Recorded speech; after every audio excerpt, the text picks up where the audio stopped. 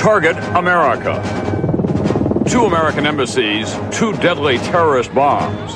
It is the worst thing I've ever seen. Who did this? Why? How safe are Americans around the world? Tonight, the Stars and Stripes fly at half-staff, and a warning for the bombers wherever they are. We will use all the means at our disposal to bring those responsible to justice, no matter what or how long it takes. From NBC News World Headquarters in New York, this is NBC Nightly News with Tom Brokaw. Good evening. It is now nighttime in East Africa, and the news is no better tonight. 2 bombs that exploded at virtually the same time at the U.S. embassies in Kenya and Tanzania, killing scores, injuring many more, and raising troubling questions throughout the world tonight about terrorism. As the rescue and medical work continues at a frantic pace in Nairobi and in Dar es Salaam, we begin our coverage tonight with NBC's Ron Allen.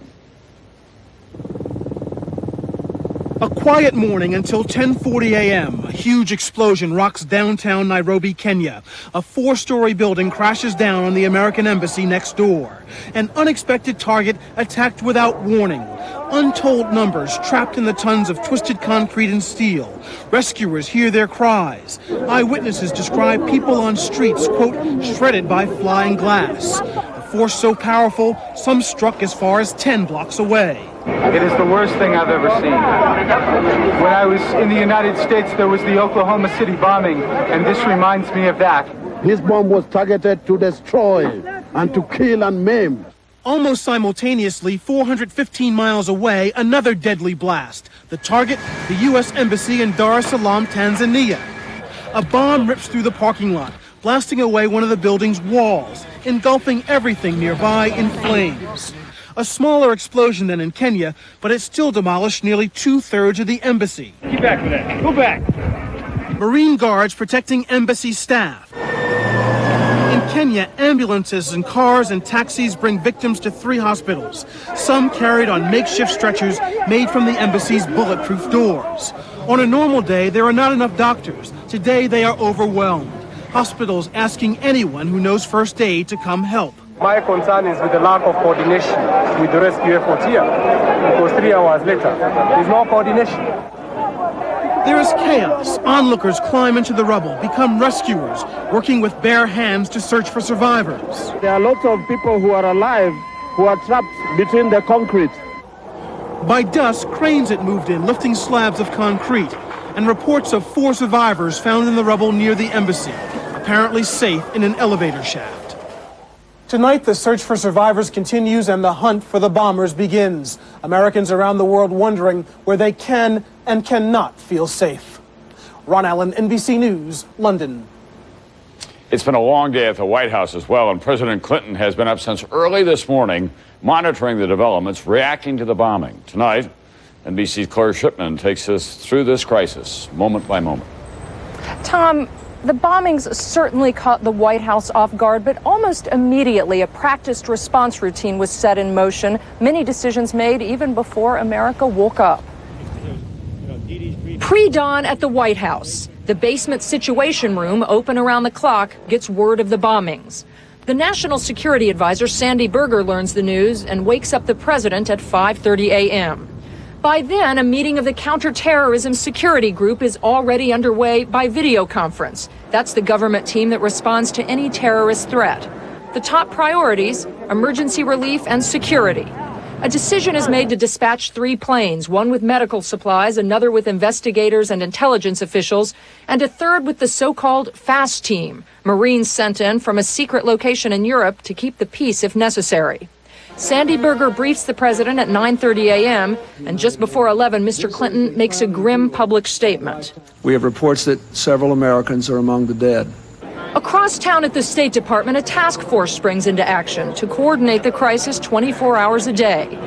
Expects to be in Nairobi at 0300 soon. And back at the White House, the president's top national security team arrives to review the situation. Blood is reported to be in short supply, and planes from Germany and South Africa are ordered to carry in more. And so it will continue here for several days, an operation essentially moving on 3 tracks.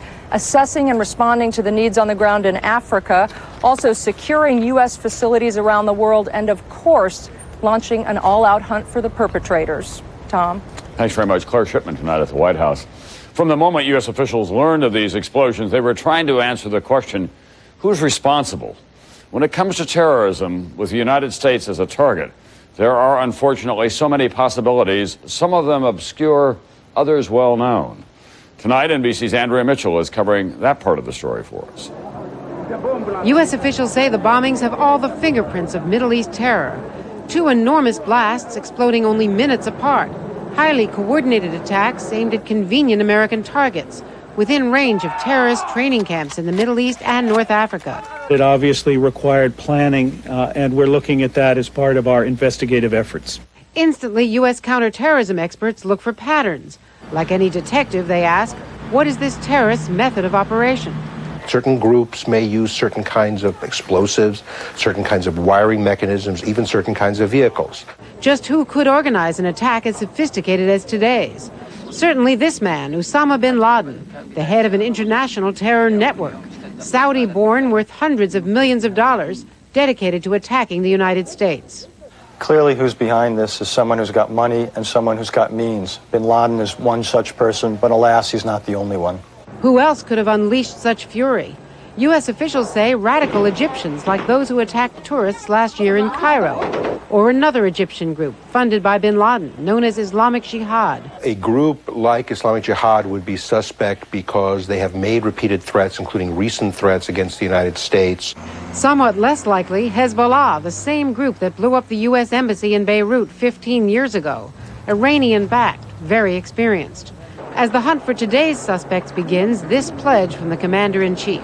We will use all the means at our disposal to bring those responsible to justice, no matter what or how long it takes. But it's been 2 years since 19 American servicemen were killed by a truck bomb in Saudi Arabia. Plenty of suspects, no hard evidence. And it took 5 years to pin down Libyans as those responsible for Pan Am 103. In the 1980s, we dealt with identifiable terrorist groups. Today, terrorist organization is much more fluid. We deal with a universe of like-minded fanatics. The U.S. does pay rewards and has successfully hunted down 8 major terrorists in recent years. Like today's probable bombers, they are well-organized fanatics, but not, U.S. officials believe, sponsored by any country, such as Iran, Libya, or Iraq. Tom? Thanks very much, Andrea Mitchell, tonight at the State Department. One of those at the Nairobi hospital when the bombing victims began to arrive was Hannah Kamandi, an American nurse from Oregon on duty in the emergency room in Kenya. Tonight, what she experienced in her own words. I heard the explosion, and I looked out my window and I saw a big plume of smoke. Very soon after we activated the disaster response, which called in extra people and supplies, we started just getting hordes of people, and there was no way to slow down the movement. There were people coming in by the hundreds, and as it turned out, we saw well over 400 patients here, but they were coming in like a wall of people walking, being carried, being helped. It was this constant barrage of people coming in so badly wounded. When you have some responsibility, you're too busy. You're too busy to think about what it means. American nurse Hannah Kamandi on duty in Nairobi tonight at the hospital. Much more on all of this ahead, and next I'll be talking with Secretary of Defense William Cohen about rescue and relief efforts and security around the world for Americans. We'll have more on that subject in depth tonight. Is there any way to protect American embassies from these kinds of attacks? I don't think there's any way to make anything completely safe, especially if it's a public building. The tremendous challenge of protecting America's overseas outposts from acts of violence.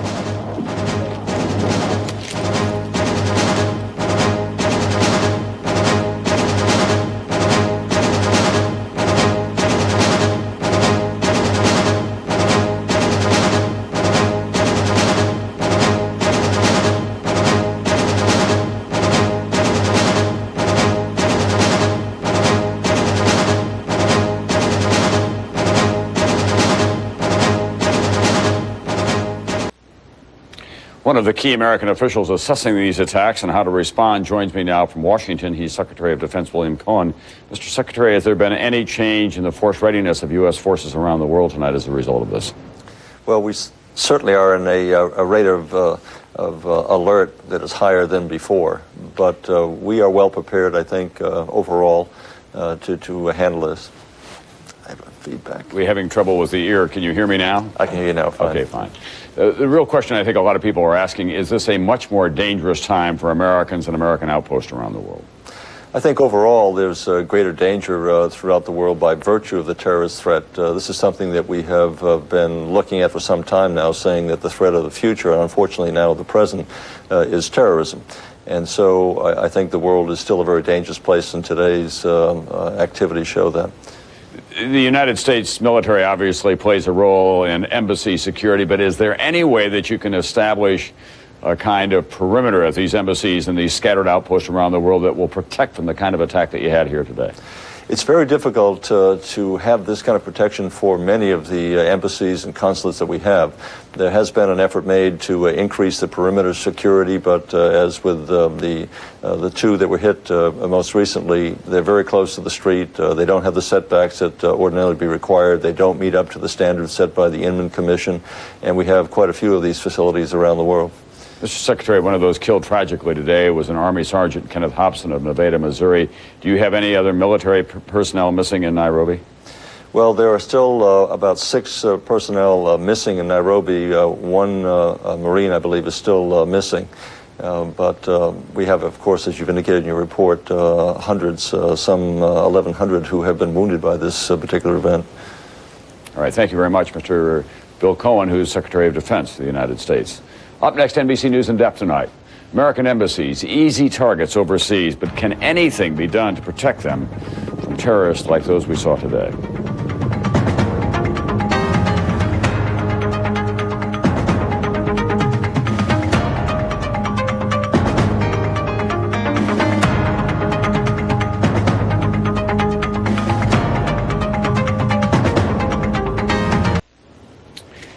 NBC News in Depth tonight, more on the terror bombing of the 2 U.S. embassies in East Africa, and the big question, how can American outposts overseas be protected? There are a lot of them to protect, 250 U.S. embassies and other overseas posts in 164 countries, almost all of them exposed to public streets. So what can be done? Our in-depth report now from NBC's Jim Miklaszewski. Assume a shoulder fire position.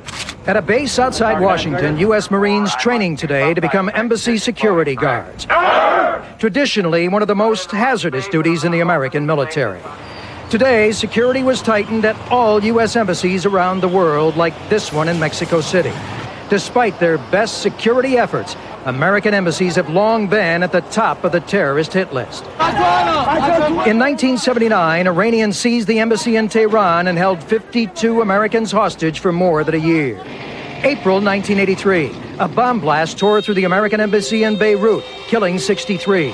More than 1 year later, a suicide car bomber struck the Beirut embassy again. This time, 14 dead, 72 wounded. The sheer number of attacks is staggering. Since 1976, terrorists have hit U.S. embassies and diplomats more than 2,000 times, killing 687 diplomats and American citizens. It's proven a deadly effective way for terrorists to deliver their message. If you want to hit at the United States, you do it where targets are the most vulnerable and where you're most likely to get away with it. In the mid-'80s, Washington committed to improving security at all its embassies and currently spends hundreds of millions per year to fortify the facilities. But the terrorist threat in Kenya and Tanzania was considered to be low, and the State Department admitted today those embassies were not brought up to code. These were embassies that would not meet today's current security standards. Within hours of today's bombings, lawmakers were already calling for even tighter security.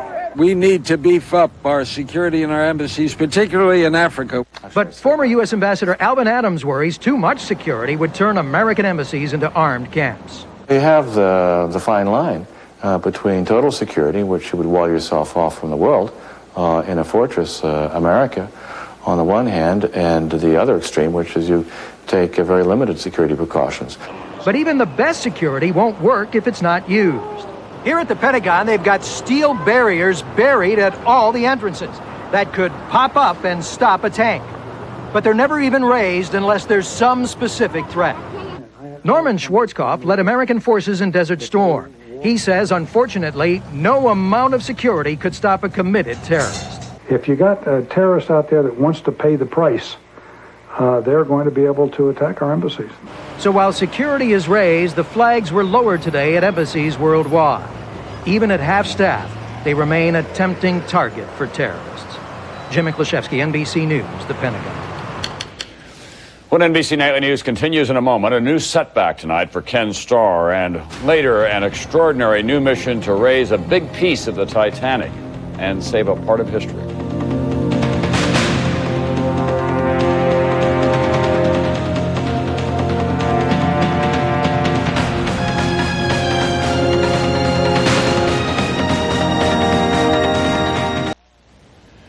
The latest now on the Lewinsky investigation. There's an embarrassing and potentially damaging setback for independent counsel Ken Starr tonight. A federal appeals court ruled there is evidence that his office may have illegally leaked grand jury material to the press. That may warrant a hearing on the matter. That could lead to contempt of court. No date set yet for the hearing. News on the American economy tonight. The U.S. workforce is bearing up well despite the financial crisis in Asia and last month's General Motors strike.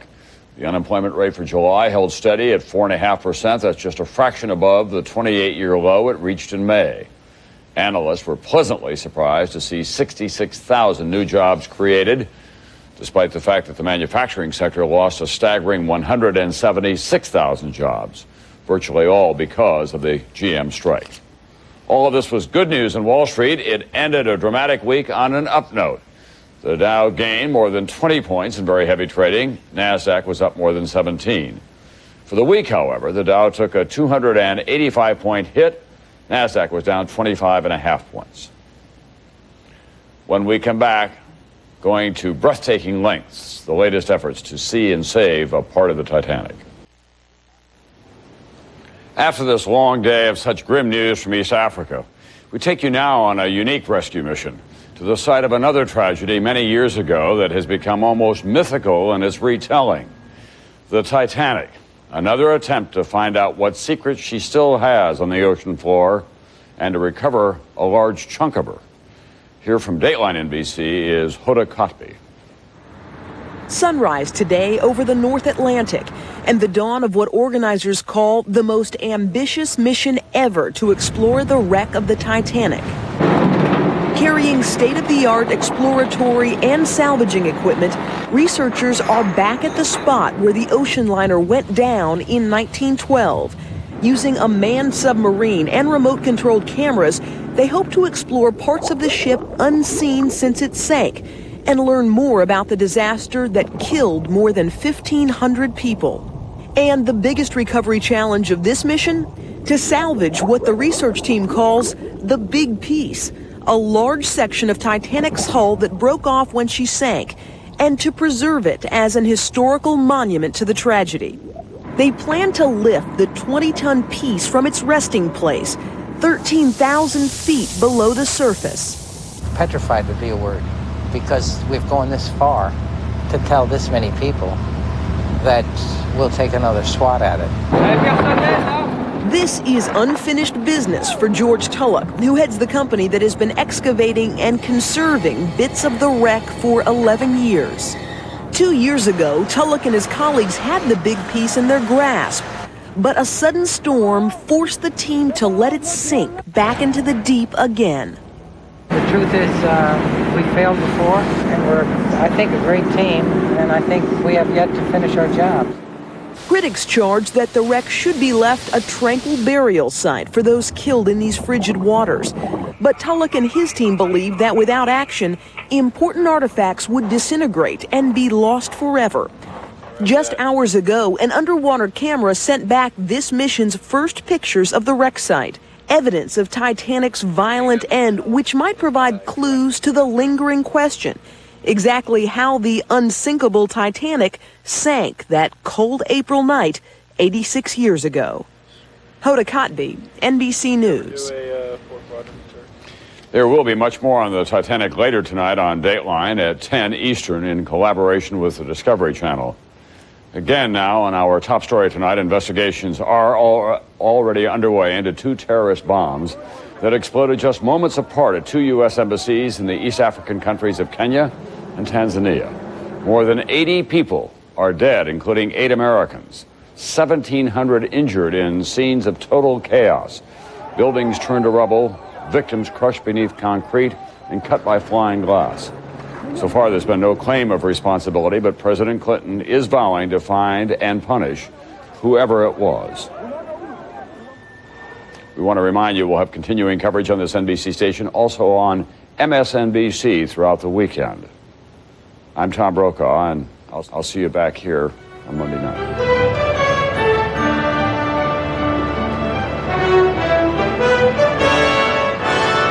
NBC Nightly News is America's most watched evening news program.